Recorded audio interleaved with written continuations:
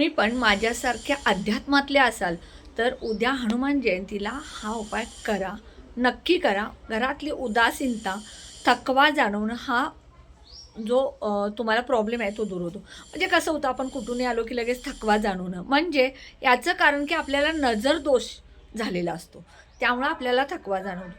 त्यानंतर बघा, घरात आल्यानंतर उदासीनता वाटणं, हे सुद्धा आपल्यामध्ये बाहेरच्यांची नकारात्मकता आलेली असते, त्यामुळं आपल्याला उदासीनता जाणवते.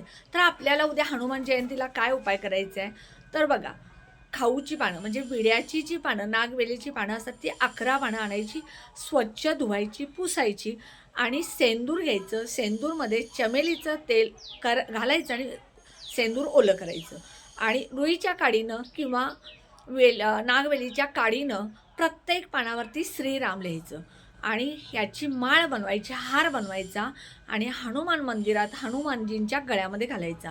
त्याचप्रमाणे तुम्हाला गूळ, हनुमानजींना गूळ अर्पण करायचं आहे, मंदिरामध्ये गूळ अर्पण करायचा.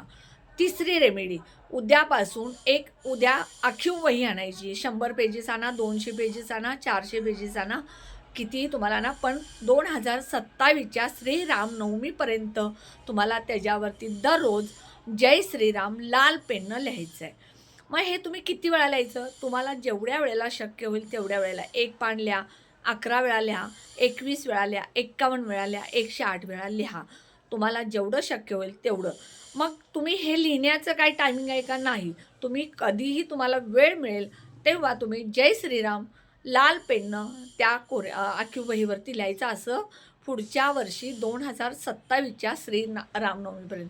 बघा, ह्यानं तुम्हाला किती फरक पडतोय हे तुम्ही स्वतः अनुभव घ्याल. कमेंट बॉक्समध्ये जय श्रीराम लिहायला विसरू नका. व्हिडिओला जास्तीत जास्त सबस्क्राईब करा.